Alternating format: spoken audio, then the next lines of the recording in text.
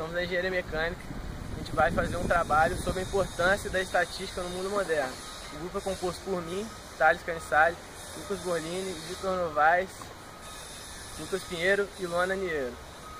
Bom, hoje em dia estamos rodeados de muitas informações e precisamos de um meio para interpretá-las. Este meio é através da estatística. A estatística é uma parte da matemática responsável pela coleta de dados, análise e interpretação deles. E vamos buscar meios de exemplificar isso dentro aqui da nossa região.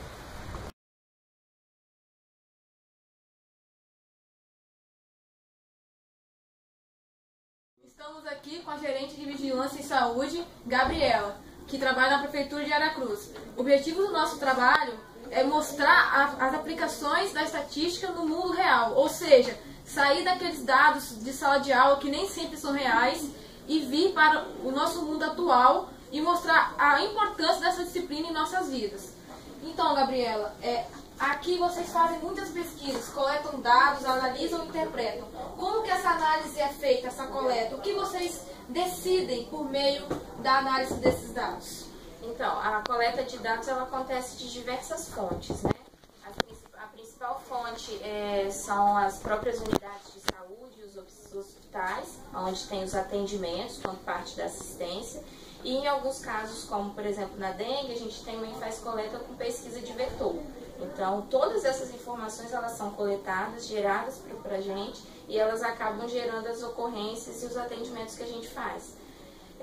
No geral, todas as informações elas são avaliadas, mortalidade, sífilis congênita, tudo isso a gente avalia, mas é mais uma avaliação anual, porque você vê como que o ano está progredindo. No caso da dengue, a gente tem essa avaliação mais semanal, porque como a dengue é uma doença aguda, então a gente tem que acompanhar isso muito de perto. Então a gente recebe as notificações, avalia semanalmente para ver se a incidência está aumentando, em qual localidade que está tendo o maior número de casos, para a gente atuar com a borrifação, com bloqueio, aonde está tendo caso positivo, que tudo isso interfere nas nossas ações. E na coleta do vetor, os agentes fazem a pesquisa de campo, coletando os focos, e isso mede para a gente a infestação, que a gente chama de índice de infestação predial. O Ministério da Saúde preconiza que esse índice, para não ter transmissão, seja abaixo de 1%. E a gente vai tirando o índice de cada localidade, de cada extrato, e vê quem é que está com maior risco. Isso também interfere na nossa ação. Por exemplo, o nosso último foi feito em outubro. No município, a gente está com a infestação média de 4,3, que é altíssima. Mas eu tenho um extrato que pega o bairro do Limão, Vila Nova, Guaxindiba e Guanabara, que está com 14%.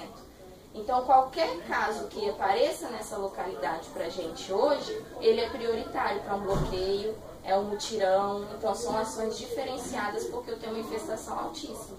Então, esses dados estão norteando. A mesma coisa o número de casos. Eu avalio a incidência semanalmente, tanto do município, vocês veem aqui dentro da planilhinha, quanto por localidade. Então, essa incidência a gente vai calculando ela mensal, semanal, esse acumulado. Então, se eu vejo que uma localidade, o Ministério da Saúde prevê incidência baixa, abaixo de 100. Média de 100 a 200 e acima de 100 a 300, acima de 300 é incidência alta. Então, se eu tenho uma localidade com incidência alta, eu tenho que priorizar as ações, né? Seja aumentar o número de agentes naquela localidade para uma atividade de rotina, seja o bloqueio, qualquer caso de que dengue chega daquela localidade, eu tenho que priorizar para fazer o bloqueio, porque esse cálculo indica o que eu posso estar tendo transmissão. O meu risco maior é lá. Então, isso que a gente vai avaliando para poder tentar bloquear e evitar que isso se espalhe para o município todo. Então, assim, esses casos, a dengue é o mais comum porque a gente tem que ser essa avaliação semanal, porque de uma semana para outra a gente pode ter uma variação muito grande.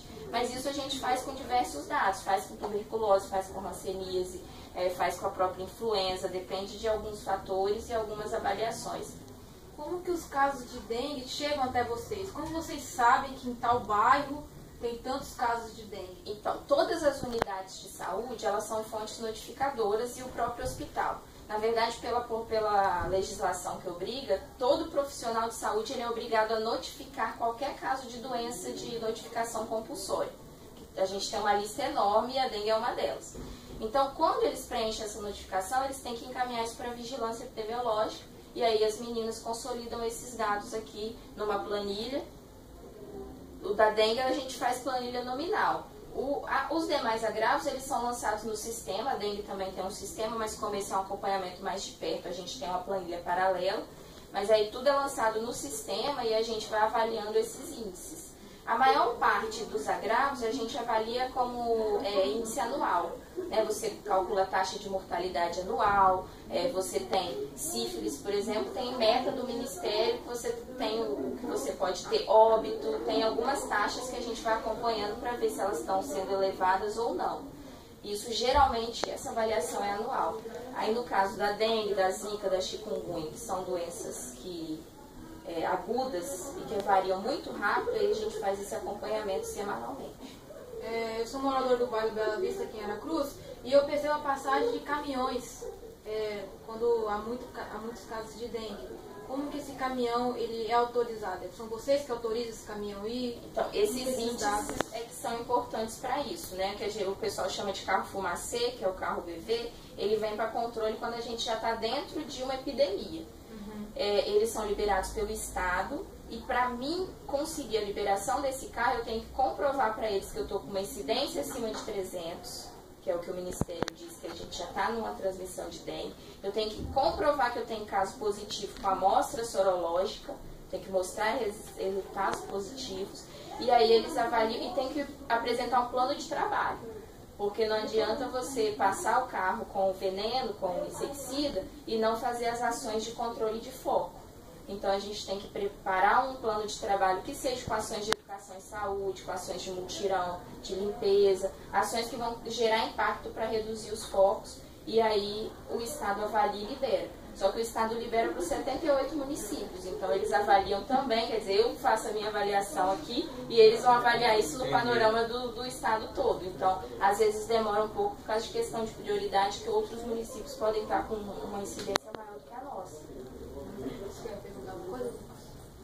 A questão desses dados que você tem aí no computador, esses dados aí ficam até quanto tempo sendo preservados, vamos dizer assim? Não, o sistema, que é o SINAM, que a gente chama, a maior parte dos agravos é lançado nele, ele é de domínio público, né?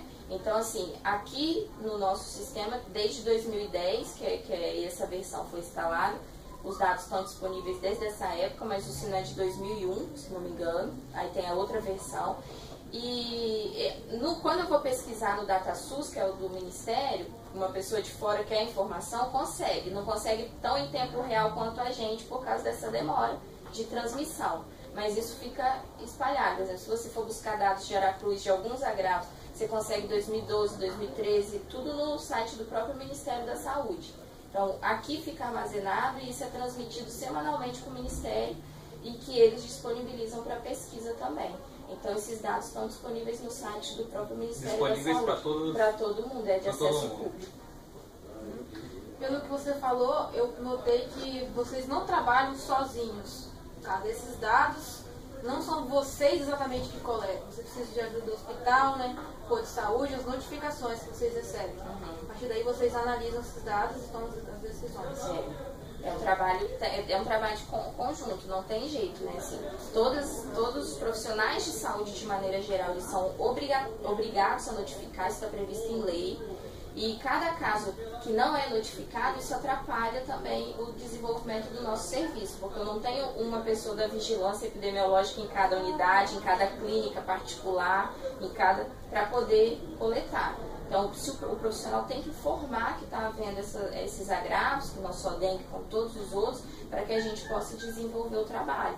Porque eu posso ter um aumento de caso de sífilis e às vezes nem está sabendo porque o paciente está sendo atendido, mas isso não está sendo informado ao município. Porque são duas coisas diferentes. Receber atendimento e você notificar, e é para que a gente possa trabalhar com prevenção. Porque vigilância, o objetivo dela é trabalhar com a prevenção.